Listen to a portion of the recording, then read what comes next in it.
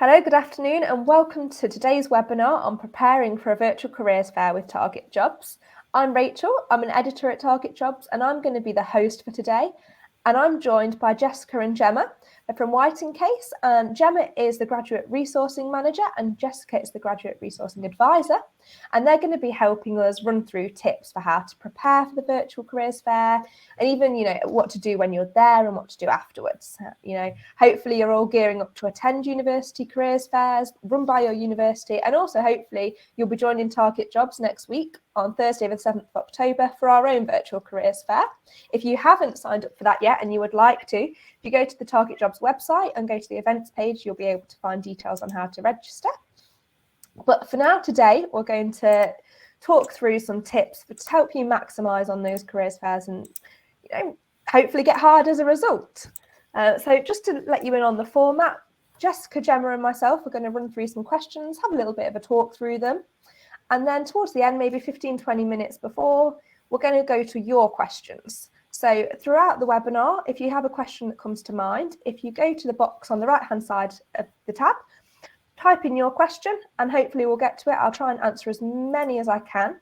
If you see a question that you like that somebody else has put forward, upvote it, because that will really help me to see which questions are the most popular. That would be great. But without further ado then, I'm going to first ask Jessica and Gemma to introduce themselves a little bit more so you know exactly what they do and where they're coming from. So Gemma, could I start with you, please? Yeah, of course. Thank you, Rachel. So as Rachel said, my name is Gemma. I'm the Graduate Resourcing Manager at White & Case. So I've been at the firm for about 3 years now, which has gone so quickly, always a good sign of things going well, time flies. But I'm overall responsible for recruiting our 50 trainees a year into the London office of White & Case. We're a very international law firm, so we've got sort of offices in 30 odd countries across the globe. So my focus is solely on the London office. And we do a lot of our recruitment through our vacation schemes. So we recruit 75 candidates a year onto vacation schemes. And we do a whole host of other events. We work very closely with different universities, different providers such as yourselves, different diversity organisations as well, really to make sure we're opening the doors of the firm to everybody, meeting as many potential candidates as we can, and just really trying to sort of make the profession as accessible as possible. Thanks, Gemma. And my name is Jessica. I'm the Graduate Resourcing Advisor in the team. I've been at White & Case for almost a year now. And as Gemma says, it flies by. I can't quite believe it's actually a year already, and that we're starting with all the virtual events again. So really looking forward to kind of having this discussion and chatting and answering any questions that you have. So just to kind of confirm, I help Gemma with all of the recruitment that she's listed. So looking forward to your questions in this discussion. That's brilliant. Thank you very much, both of you. So I think if we start with the first question, I think yourselves and I are very used to in-person careers fairs, but for obvious reasons over the past year, that's not been possible, and we moved to virtual careers fairs. And in many ways, they're similar, but there are some differences. So if I come to you first, Gemma, what would you say are the biggest differences between an in-person and a virtual careers fair? Yeah, I think, well, I could say one massive difference, which always springs to my mind, is that there are less freebies at virtual law fairs. So I know that used to be a massive thing. You could stock up on all of your pens for the year ahead, all of the notebooks and water bottles and things like that. But obviously, that's a very sort of minor difference there. Well, maybe not for students, because they were quite good for stocking up on the freebies. But I think it's quite hard to say what sort of the main differences are, and sort of more not negative differences. I think one thing that is harder to navigate around in a virtual law fair is overhearing different conversations consistently around you. Because thinking back to being in massive sport halls, auditoriums full of different law firms, you've got stands very close together, which is hard to believe right now, but you could stand sort of in the middle of a corridor, you could hear from a different firm, you could pick up on conversations between a graduate recruiter and a student. Likely next to them, there's a trainee answering questions for another student. And to the other side of you, you'll have another firm where the same conversations are going on. And it was really beneficial, I think, when students could sort of just stand there and take it all in and hear the different conversations. And that helps build up knowledge and understanding it's not an obvious way that you're building up that knowledge and understanding, but you definitely are doing that. And it's helping you think about which firm you want to have a more in-depth conversation with, which stand you want to go to next. So that I see is quite a key difference. I think when attending virtual law fairs, it puts a little bit, not more pressure on you, but you need to be a little bit more organized and have a bit more clarity in which stands you're going to visit, which booths you're going to pop into, because you don't have sort of that ability just to stand there and navigate from that one spot in a physical room. I agree. I think you need to be a little bit more targeted with your approach as to who you want to speak to at each firm, and kind of maybe also have a think about specific questions that you would want to ask different representatives. So whether it be a trainee or someone in the graduate resourcing team as well. That's great. Thank you very much. And yeah, I think, would you say students have to be more proactive then in approaching employers at a virtual careers fair, or less? I think you can be either. And one thing that we're exceptionally aware of is there are very different personality types in individuals, and we never want anyone to feel in a position that they have to be turning a camera on, engaging with us over a video, because we completely understand that some people, the thought of doing that is absolutely terrifying, and we're always accessible via a chat function. So I think it's definitely getting that balance and making sure that sort of they're coming in, being proactive, asking the questions, but in the channel that suits their personality type, their confidence, because a lot of the students we're engaging with some of them are freshers. They've only started university a matter of weeks ago, or months ago if we're going further to Christmas. But it's not for everybody, the sort of virtual law fair, and we're completely aware of that, as I say. And it's just making sure that you do engage with the representatives in the way that you're comfortable, and whether that's just sitting and observing a virtual law fair, absolutely fine. As long as you're thinking of your questions, you might be more comfortable sending a follow-up email after the event's taken place. Or what Jessica and I are very sort of used to seeing, we really encourage it, is sort of getting our LinkedIn. We get lots of LinkedIn requests after an event, and people will drop us a message through that channel. So it's just ensuring you're asking your questions, but in the format that you're comfortable in doing so. And another way, I think, to make yourself feel comfortable with that is having a look at the platform that the virtual event's using, because every single platform is different, and there are so many platforms. It's hard to keep track, but really good idea to have a look at what that platform is, so then you can make kind of a preparation. You will then know, is it one-on-one sessions that the firm is offering? If it is, then you know you do need to kind of prepare a few questions, because you are going to be kind of in that individual session. But if it is a larger group session, you can do what Gemma has said and kind of just absorb it all, take it in, and perhaps send a follow-up email if you're less comfortable and coming on video and audio. And also, you can just come on audio. We really don't mind. Video is not kind of one of those compulsory things for us. That's great. Thank you very much. That's really useful advice.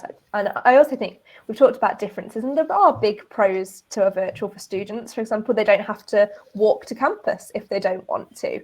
And it's so easy to log on to the virtual careers fair in between lectures. And I think another advantage that I'd like to draw attention to is the profile that they can fill out before they attend the fair, that employers can then look at. And we always encourage students to fill that out, because it makes it so much easier for employers to see that information. You know, if they've got 10 students in a queue to talk to them, they might look at the profile and decide based on that. Would you agree with that? I think, yeah, when you've got an opportunity to develop a profile for yourself, whether that's for a particular platform that you're using for a law fair, thinking again if it's your LinkedIn profile, anywhere that you're in a position that you can really showcase your skills, showcase your capabilities, then it's definitely in your benefit to do so. we all know it's so competitive in sort of when applying for roles within the legal sector. And I think one thing that is such an advantage of operating in this virtual world and having so many virtual events at your fingertips, and things like the virtual learning programs that we offer along with a number of other firms in the legal sector and other sectors as well, the opportunities that are there really allowing you to develop your skill set and enhance these profiles are so beneficial for you. So do take that time to develop your profiles, pop on there all the things that you've done that you're proud of, that you've achieved, sort of different programs you've been involved in, events that you've attended.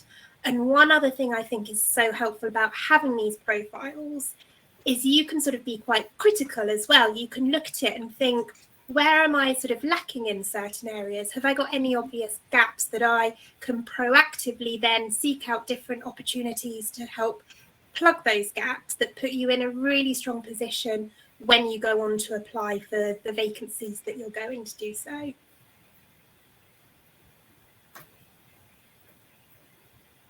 Great, thank you very much. So I'm going to lead on to my next question now, really, which is, I think you always have to prepare for a careers fair, whether it's in person or virtual.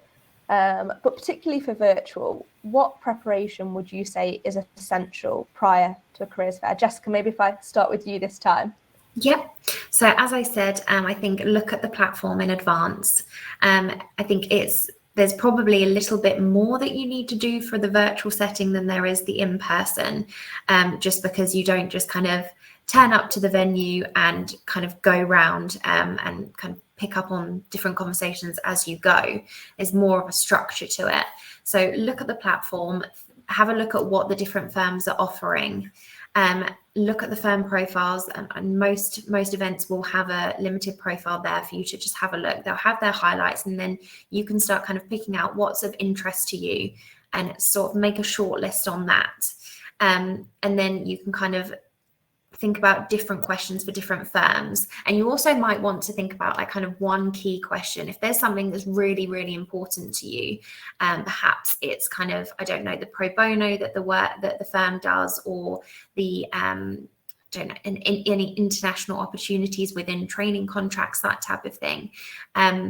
Maybe that's something you want to ask at kind of every representative that you're going to speak to. So think about perhaps something that is going to allow you to narrow down your shortlist, because you're not going to be able to make applications to every single firm you speak to. So I think, start your shortlist and have things on the day that are going to help you narrow that down as you go through the day. Yeah, I think that's really solid advice. I think a lot of students will find it really helpful to have, a short list of questions prepared so that they don't feel like they're put on the spot. They've calm, composed, they know what they want to ask. I think that will really help them. Gemma, is there anything you'd like to add about preparation? Yeah, I think Jessica's covered loads of those brilliant points there. I think one thing that can be quite interesting for candidates, and it very much ties in with Jessica's advice, but it can often be the case that having a couple of questions that are the same that you're asking every law firm, because obviously you're going to have those very specific questions that are very detailed and particular to the firm you're speaking to. But I think if candidates do have a couple of consistent questions that they're asking every firm they're engaging with, it then can help sort of highlight maybe differences and help you sort of work out which firms are the ones you want to apply to. So common things might be asking more questions around the culture of the firm, or sort of what individual training development support is there for the trainee solicitors within that firm. And I think that just helps when you're asking a consistent question and you're sort of noting down the answers. You can then look back and reflect and really see where there might be differences and which firms you're then more attuned to and your values might tie in more appropriately with. Lovely. And I think I'd add to that as well, make sure you've got a pen and paper in front of you, because you probably are going to want to make notes on the answers that you get. But I think that's absolutely great advice for the preparation. Plan for the day, know what you're going to do, have a plan of action, test your technology. We all know it can fail. It's not failed today, luckily, but it can do. And have some questions prepared. I think they're 3 really good tips. And then, so I guess, once somebody is at the event, do you have any tips for how somebody can best plan their day around the event, the environment, their timings? Gemma, if I come to you first. Yeah, of course. And that will be very much, again, think about what you're particularly interested in. Think about how much time you have available, because I know with a lot of different virtual fairs, they can run for a whole day, which is absolutely brilliant for you because it means you can dip in and out, you can fit it around lectures or your employment, but it's just working out which hours you're available to attend the fair for. Look at sort of the programme of events, because a lot of the fairs have got guest speakers where you're having sort of more presentations. There might be things on application skills, interview skills. There might be a presentation running on a particular law firm that you're really interested in. So have a go at mapping out which of those main headline sessions you want to attend, to make sure you don't miss those ones.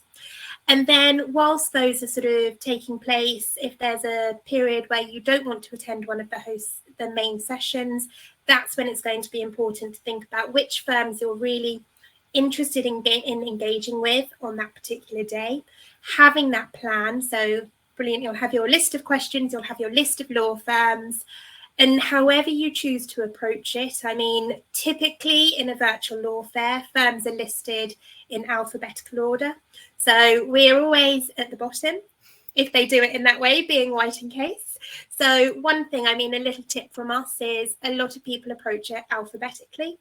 Sometimes it can be a little bit quieter, not always, but it can be a little bit quieter at the beginning for us, and it would be busier at the end. So maybe you might want to sort of start at the bottom of the alphabet, and you might come and see White & Case first when we might not have quite as many people. So think about which firms you want to engage with, how much time you have as well. Some of the booths are likely to be very busy. And if you are an individual who's really keen to jump on a camera, ask your questions, have that sort of face-to-face contact in a virtual law fair, then you'll need to spend a little bit of time maybe waiting for space to be available on the video platform. So it's factoring that in as well. But I'd always say just make sure you don't miss out on engaging with any of the firms that you're really interested in speaking to. And one great thing about a virtual fair is you can dip in and out of booths. So if you're really keen to get on that video, the firm you're wanting to engage with, it's full at the moment, you can dip out of it, you can go into a different law firm, pop in there and navigate around like that. Yeah, and I would kind of just further with that last point of there, just be really generous with your time when you're looking at the different firms, because you might get kind of totally taken away with some of the conversation that's happening in there, and it might not necessarily be anything to do with your question, but you might have heard something that's really something you didn't think about, and you're taking a lot out of that. So be generous, don't kind of give yourself 5 minutes for each firm, because you never know what you might be kind of walking into with that virtual room, and you can always gain lots more than you asking your own questions. No, that's so true. And it's just made me think of one point actually, is, as Jessica says, be very generous with your time. And we can sit here and say you've probably got a short list of firms and a short list of questions, but you might not at this stage, and that is absolutely fine as well.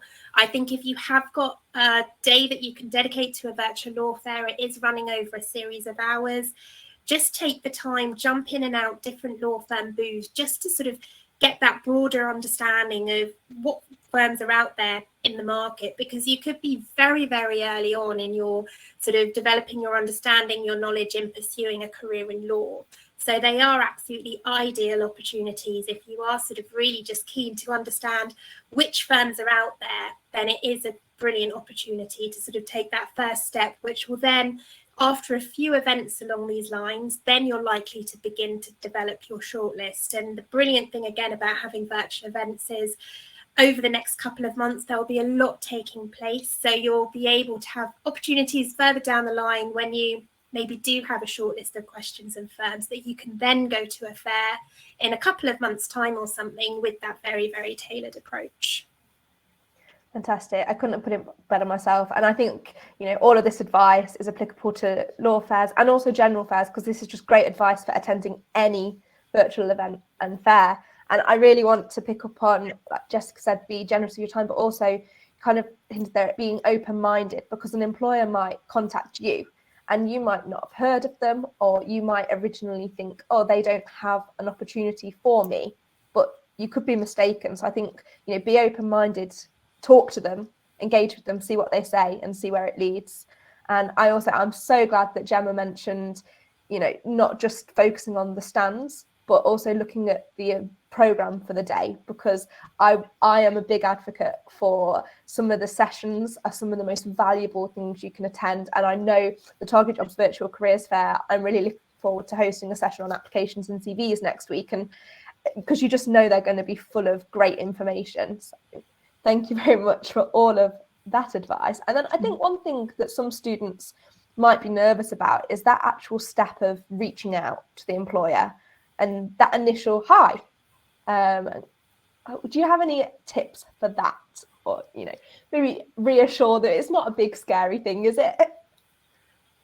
No, not at all. I think we're always just happy to receive questions. We're there to engage. We're there to find out more about people that are applying and tell everyone about the firm and why they should make an application to us. So I think maybe just keep it short and sweet. You don't have to give us a real long backstory. You might not want to do that. It's just first name, and if it is an event that's not just kind of university, then just perhaps the university that you're attending or the year, and then just go straight into your question, and we can get the conversation started.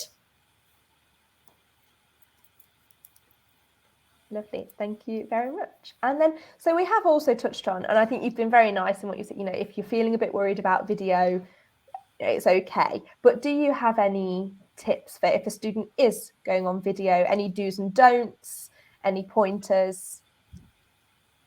Yeah, I think with that one, we'd always give this advice, whether it's attending an event, if you're attending an interview, it's always being aware of your background, of what people can see, whether you want to have a virtual background in place or blur your background as well. And it's just having in the back of your mind that you're engaging with employees, sort of future employees of yours. It's a professional setting, professional environment. So it's just making sure you come across in a professional way. Obviously, you don't need to, depending on what the event is, but for a careers fair, certainly no expectation of full suits and ties and business attire. That's not something we expect in our students who we're engaging with at our sort of fairs that we attend. But it's just being professional. It's being sort of smart and just having that engagement with employers. And if you are on video, it's not sitting there looking bored or falling asleep. I've never seen anyone fall asleep actually, but never reached that stage. But if you are putting yourself out there, you're wanting to have that face-to-face engagement, it's looking like you're interested in the conversation, you're enjoying the conversation, and you're taking in what the speakers are saying as well. And I think some platforms, I don't know whether it's linked to an existing profile that you have or any other kind of social media profiles, but sometimes it means that if you don't have your camera on, it will come up with like your picture.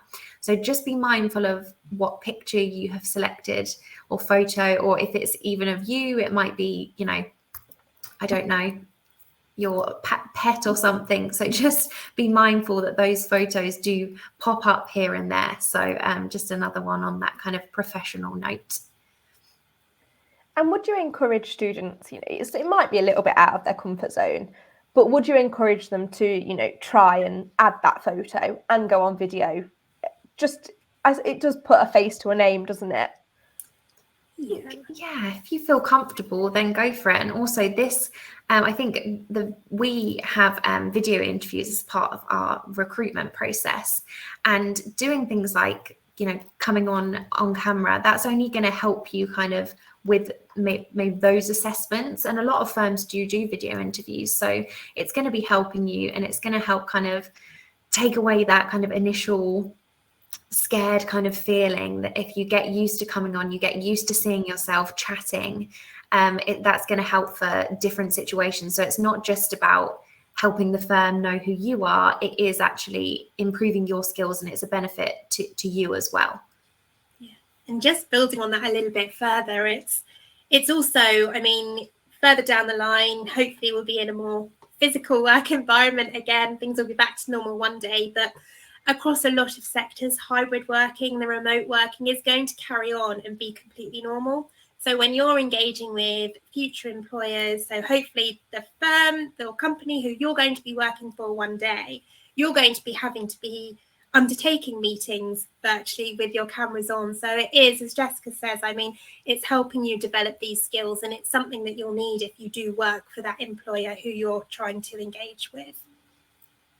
So I think that's a really useful point to remember, you know, helping you for further down the line when you're getting further into the recruitment process, and hopefully in the workplace. You know, if you manage to impress when you get the job, these are going to be people that you might see on a day-to-day basis and say hello to in the offices.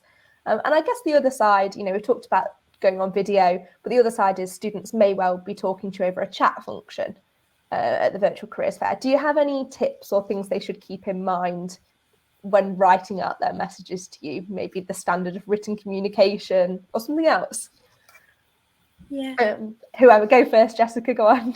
Yeah, I think maybe if you've got multiple questions, kind of go for one at a time. Because then if we get kind of like, I don't, every platform, as we said, is different, but most chat functions are just at the side of a screen. So you've got kind of minimal scrolling abilities. So if you just keep your question kind of, or your entry kind of one question at a time, that will just make them the conversation between yourself and the recruiter or the trainee a bit more manageable. And yeah, I think just always be, you know, polite, but I think don't be afraid of, there's no silly questions. And, you know, odds are something that you're asking is going to be help someone else. So don't be afraid to ask questions. And yeah, just maybe just keep one question per entry. And do you ever find that students can slip into text talk at Virtual Careers Fair, or is your experience of that okay? A good question, actually. I think it's okay from what I remember. I don't know, Jessica, if you... Yeah, I can't think that I've ever looked at a message and thought, oh no, like that's not the right approach or the right tone or something, or text speak or anything. So yeah, no, it's not something that I've experienced. But now you've asked it, I think if I did see it in text talk, I would think, ooh, I would say it's more professional. Again, it's going back to professionalism. It's thinking about you engaging with future employers and wanting to impress them. And when we've got access to your profiles as well, I would say to keep it in a more professional format. Yeah, you don't want to look like you're just kind of rushing something and you don't really care and you're just trying to get it done really quick. So kind of using like shortened language. So yeah, agree with Gemma. And I think we've kind of touched on this earlier, but I'm going to touch on it again because it is in my list of questions in terms of how proactive should students be in seeking out employers to talk to at a Virtual Careers Fair? Yeah, so I think the ball's in your court with a Virtual Careers Fair. I mean, we're here obviously as employers to engage with a number of different candidates and sort of allow people to access the firm, provide that opportunity, and to meet a number of different prospective candidates. However, it's a it's a careers fair put on for you as a prospective candidate. So, as I say, ball is completely in your court. You've got the ability, again, depending on the platform, to dip in and out of the different employers who are attending and to ask your questions. So I think if you're not taking a proactive approach, you're not going to get the full benefit of the careers fair that's been put on for you as a student to attend. Lovely. And that kind of leads me really nicely into my next question, which is what stands out to you as recruiters about things you might see on a student's profile that impresses you, or just their general behaviour online? And this could be good or bad, do's and don'ts. Gemma, if I come to you first for this one. Yeah, of course. So one thing that I think really stands out, and to us as an employer, we're very keen to get to know people for who they are. So when looking at profiles, we don't want people to sort of be thinking that they need to include certain things on a profile because that's what a certain employer is looking for. It's very important that your true and authentic self in your profile, in conversations that you're having with employers as well. So to me, that's quite a standout when you read a profile and you actually get a genuine feel of who someone is. You get a personality come across in that profile as well. It's not just sort of people putting buzzwords in there thinking this is what the employers want to see, so they're including that in their profile. So I think that's something that's really important. And again, when engaging with employers on a virtual platform, it's letting yourself come across, asking questions that are important to you. And as Jessica said earlier, no question at all is a silly question. We're here to answer any question at all that comes our way, and we get such a variety as well. So that I think is important. And I think that links to applications as well, and trying to get your personality across and being genuine in your application, because you need to carry that kind of, if you portray yourself in a certain way in an application, you're going to need to carry that through the recruitment process, and then out the other side for a training contract. That's an incredibly difficult thing to do. So it's just best to be your authentic self. And we do operate blind recruitment at White & Case. So it isn't a case that you would be kind of quizzed on anything on your application because your interviewers haven't seen that, but just for your own self. It's just, be consistent throughout the full process. And it's just going to be way more enjoyable if you are being yourself. And you're going to find the most suitable firm that way as well. And I've just thought of a don't actually. And that's one thing that candidates can get very involved, particularly if they're on a video chat, they're in the swing of asking questions. But one thing just to be mindful of is you may be the only person in a room, but it's not likely to be for the whole fair or the whole event. So it's if there are a number of other attendees, it's just being mindful of not firing question off after question to the employer, and just sort of respecting the room that you're in, the other students who are there and wanting to ask their questions. So one thing is obviously have that sort of proactive approach. You've got your questions, you want to ask them, but just don't dominate the room too much. Just ask sort of the one or two questions, and then make sure you're letting one of your peers ask their questions as well. And I think that also leads on, and we touched on this before, it can get busy, and you gave the really nice tip of, maybe reverse the alphabet if it's that way. But I think for students, if they are finding affairs a little bit busy, they're maybe not getting to speak to recruiters, or they've sent a message, they're not getting replies. Do you have any tips for how they can handle that in, a polite, professional way? I think I don't know, sometimes we will say we'll use if there's a raise hand function, or we'll go through the chat questions. But if it hasn't been kind of outlined what the process is, then I think, do just kind of politely wait your turn, and just, as soon as someone's finished, then just kind of pop on audio, am I okay to go next, and then go ahead. But what we always do with whatever event we're attending, in the chat function, we will pop our email in. So if you kind of aren't fortunate enough to get your question answered, and you do find it too difficult to kind of enter into that conversation, then you will be able to send an email. And also we always say LinkedIn as well, if that's another way to do it. So if it really is one of those crazy busy rooms, and they do happen a lot, then just have a look at the other ways to contact the firm. That's great. That's really helpful. And I think that's an important part of a virtual careers fair that sometimes might get missed, is what to do afterwards. Because you've been, you've prepared for this fair, you've set up a great profile to get employers' attention, you've made your question list, you've got yourself into the right mindset for the day. You're not watching Netflix in the background, you're not in your pajamas, you've not got an old Domino's on the screen. You put yourself in the right situation, you've done well on the day. But then what you do after the fair also counts. And you've mentioned following up with yourselves. Do you find there's a right way to do that? Say, for example, if you're on LinkedIn, would you expect to see a personalized message from them to say, that they met you at the fair, for example? Yeah, I think with that one, I wouldn't necessarily expect a personalized message. I mean, the thing with LinkedIn, I think it's brilliant if you can include that. But purely from the volume of events we attend, the volume of requests, I mean, Jessica and I were only talking about it earlier and just sort of saying how sort of after every event that we do get so many requests coming through. And depending on how many people as well candidates are engaging with, I mean, it is nice if you can take that step, because again, it helps sort of raise your profile, and sort of it's that professional approach as well.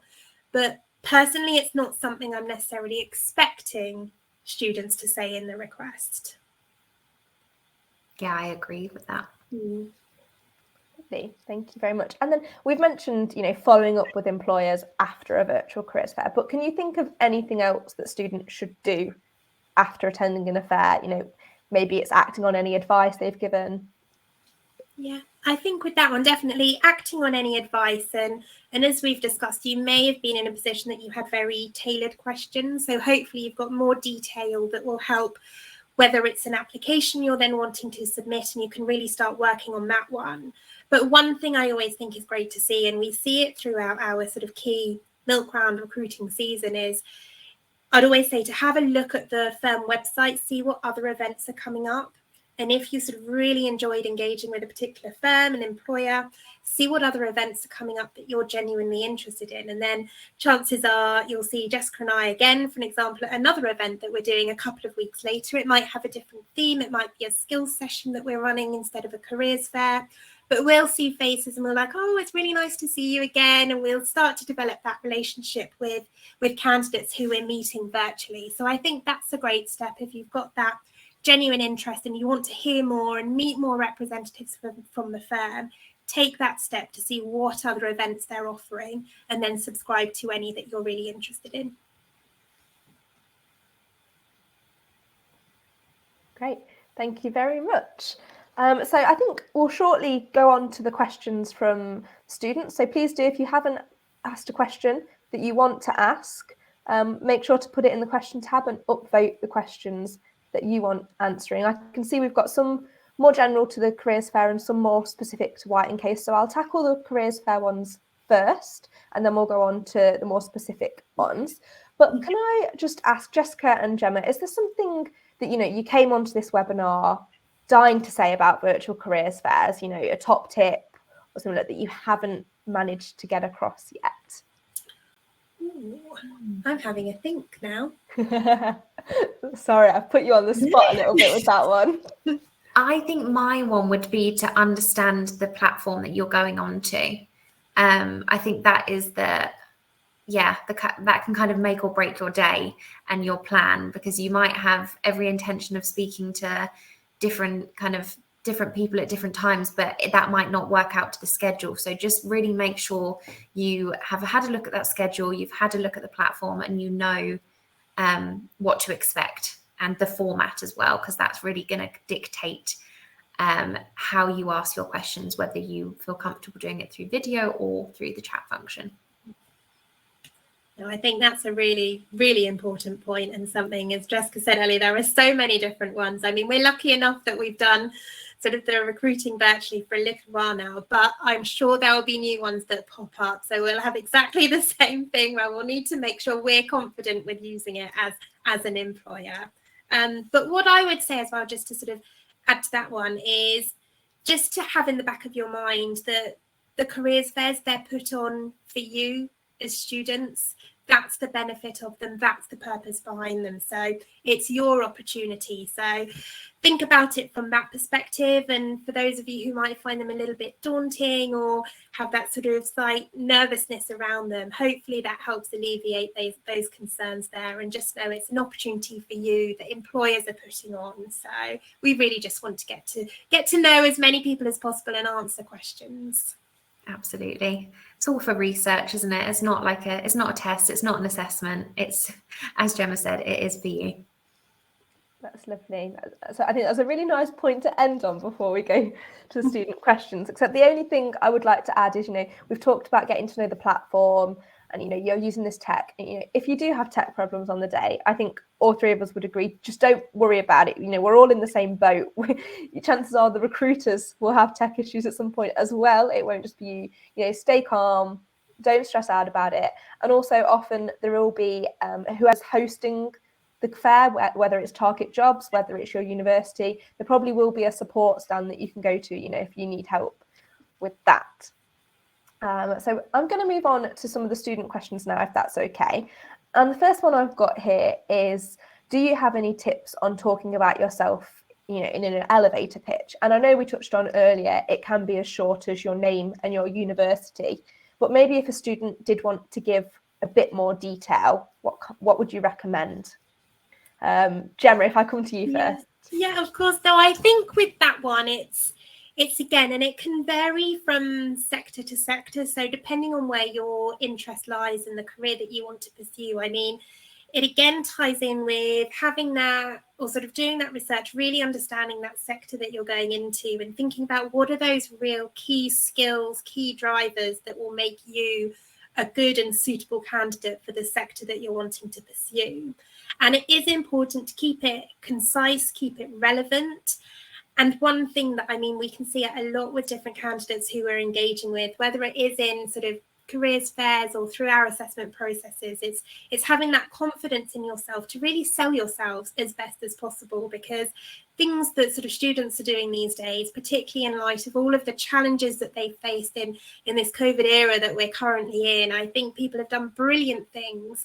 And it is really important that you do showcase these, but really do, as I say, try and think what the key skills are relevant to the sector that you're pursuing, and then generate that sort of elevator pitch that's concise, relevant, and sort of really does sell yourself. Okay, Jessica, is there anything else you would add to that? I think Gemma did a good job. So yeah, I think Gemma's got that spot on. Nothing to add there from me. Yeah, I think the only thing I would add is we do have an article online on TARGETjobs, which is on how to stand out to employers. And I will put the link in answer to the question on the elevator pitch so that students can check that out. And we do actually have an example elevator pitch written by me. I'm not saying it's the finest, and it was written when I was watching Game of Thrones, so it's inspired by that. I will read it out for you now so that you can get a sense of it. For anyone that's not too familiar with elevator pitches, it's just how you're introducing yourself. In person, people say 60 seconds. At a virtual careers fair, you're probably just going to type it or speak it over video. The good thing about typing it is you can actually have it in a Word document ready to copy and paste. So, you don't have to worry about stumbling over your lines. But the example we give, it's a few sentences summing up who you are, maybe your academic and work background, maybe why you want to talk to this employer. So the example we give: hello, I'm a third year mechanical engineering student at the University of Westeros, and I've recently completed an industrial placement year at a small shipbuilding company in King's Landing. I'm now looking for a graduate job in the marine industry. Could you tell me more about your scheme and the training your graduates receive? I'm available before 3 p.m. if you would like to have a call. Thank you. You are a Greyjoy. So that's the example we give. Again, I will put the link in answer to the question so you can see that and more advice. But there you go. I'm not saying it's perfect, but hopefully a little bit entertaining for you. So I'm going to move on to another question now, which is, are there any particular cues, maybe subtle ones, to pay attention to help students get a sense of an organisation culture and ethos from their interactions at a virtual careers fair?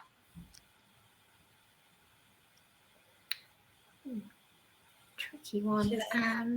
I think a lot of this, it will come out of the conversations that you're having, those interactions that you're having with the people who work at the employer that you're engaging with.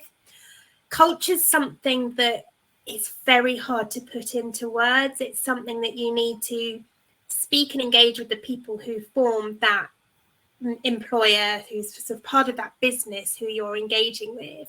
And that's when you can really get a feel of the culture through talking to them.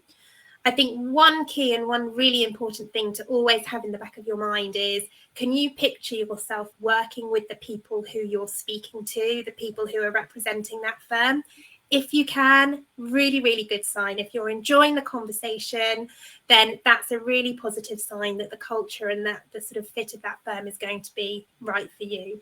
if you're finding it awkward, or you've run out of things to say, or you're hearing their responses and thinking, oh, that isn't quite what I'm looking for in an employer, that's a signal that it might not actually be the right culture and the right fit for you. So that's what I would say, is just, it's so important to have as many conversations as you can at a number of different events with a number of different employers in the sector that you're interested in. And that will really help you sort of start to sort of understand and see the different cultures at the different employers who you're engaging with. Perfect. Lovely. And so this next question is a little bit different, but I think the answer will be useful for some people. You know, if a student does their research well and they, you know, they put in a good application for a job with you, are they at a disadvantage if they cannot attend or meet you at a fair? You know, do you tend to promote CVs from that fair, or do you have the same opportunity if you don't attend? We don't kind of dictate applications depending on fairs. I think the more you can interact, the better, because it's only going to enhance your application. But we don't kind of have a strict rule of you must engage with us before making an application. It's just it's your own benefit to do so, I think. Perfect. Completely agree. I just wanted to hear you say that for them. And so another question we've had is, how do you make sure you get your question answered when there is a large group of people, especially when using video and audio rather than chat? I wouldn't want to cut someone off, but also wouldn't want to miss out if time was short. I think we've touched on this a little bit, you know, just hopefully fine. I think Jessica gave some really good advice. I don't know if you would be happy to repeat it, Jessica, just to answer this question about, you know, how to maybe put your hand up or... Yeah, as I said, so have a look at kind of the format that the room is using. They might be using a raise hand function, or they might be asking people to put their questions in a chat. So assess the room. If it is just over audio, then just as soon as someone starts speaking and you haven't kind of seen that someone else has been trying to ask their question for 3 questions already, then just kind of politely interrupt. And then, as I said, if you don't get that question answered, then follow up by email. We always pop our email into the chat function, so it'll always be there if you're ever in our room, and also on LinkedIn as well. Lovely. Thank you very much. Unless there's anything else Jen would like to add, we do have a couple of questions that are more specific to White & Case, and I'm happy to answer a couple of them because we do have time. So we have one. Oh, let me just find it. So one person is asking, how can I apply to White & Case? Yes. Oh, sorry, Jessica, carry on. Go ahead. Shall I go? Okay. So we have got, I mean, I would always encourage you to start off with our graduate website. So it's whitecasetrainee.com. And on there, you will sort of get a bit of an understanding of who we are, what we do. There'll be a link also to, it's what we call a content hub. Because one thing that was really important to us as a firm and as an employer was allowing prospective candidates to really get an understanding of who we are and the culture of the firm. So it touches on what we were talking about just a couple of minutes ago, but we wanted to get the views of our people across to people who are interested in the firm. So we've got a content hub called Inside White & Case. Very much got stories from different employees from the firm, ranging from our very entry-level recruits, sort of those who are attending programs, right the way up to our senior partners. So many different stories. So I would say have a good read through not only our graduate website, but our Inside White & Case hub as well. And then you can see on the website any vacancies you're interested in applying for. You'll be able to see events that we're running, different open days, skill sessions, opportunities to engage with us. And there'll also be a button that you can click on that will take you to our application portal as well. And that's where you can submit the applications to the firm as well. So all of our vacancies are open at the moment. So we're busy starting to screen applications that are coming through for our vacation schemes already. But it's so important. And one thing just to touch on is, don't rush submitting an application form to us. Obviously, you need to keep an eye on the deadlines. We've got different deadlines over the year ahead, but really do utilise the events, the careers fairs, all of the different sessions that we're running if you're interested in applying to us or other employees who you're interested in pursuing a career with. Look at what's coming up, book those events in, get them looked in your diaries, and then submit the application forms once you've attended the events to ask your questions. But I would always say, if you know you want to apply to a specific employer, get into the application system, have a good look at the application form that you need to complete. It's not often the case. I don't know any employer that has an application form. You log in, you register, you access it, and you have to submit it there and then. It's more often than not the case that you can register, gain access to it, look at the different elements you need to complete.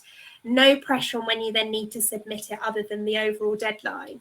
But become familiar with the application form, and that will really help you think about the particular questions you want to ask at the different events that you are attending. Thank you very much for all of that information. And then the next question we have specific to you is, do you recruit graduates with degrees in disciplines other than law? And if so, what are the qualities that you would be looking for?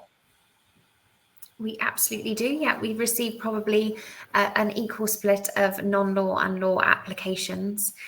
So yeah, at no disadvantage that you are a non-law student at all. So we're looking for kind of the same characteristics or the same kind of competencies set across all students. I think the two that are particularly kind of relevant to White & Case would be the global mindset and initiative and entrepreneurial mindset, as they're just the key ones for us that kind of stand out against perhaps what other firms are looking for, just to the kind of global nature of the firm. The fact we have that guaranteed overseas seat, we really do kind of promote the international opportunity that you have at White & Case, and that, you know, there's various different initiatives that you can get involved with. And as a trainee, you are really asked to be proactive within these initiatives and also in your day-to-day, working for the different kind of supervisors and partners within your group. Perfect, thank you. And then the last question we have from students is, how does blind recruitment work? I know you mentioned this earlier, Jessica. They've asked, do the interviewers not have a copy of your CV? Yep, so that's exactly it. They don't have a copy.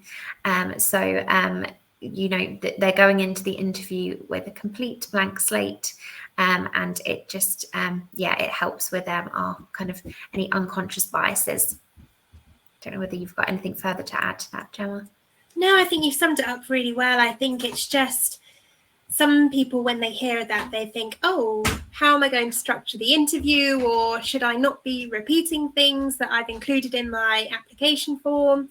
But I just say, don't overthink it. The interviewers will still be in exactly the same position as they would if they had your CV and application in front of you. They want to hear exactly what it is you have to offer. They want to give you the opportunity to, again, it's really selling yourselves in the interview.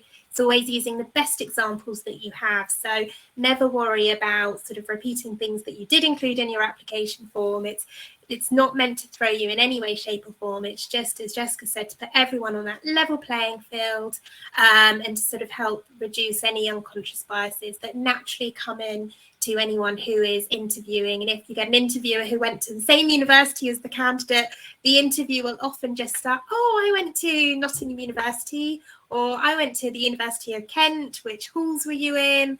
And then you find that the first few minutes of the interview is sort of spent talking about those common things between the interviewer and interviewee. And that means there's not enough time to really focus on and assess the particular competencies that are relevant to the role the candidate has applied for. And I've just thought of something else from what Gemma said there as well.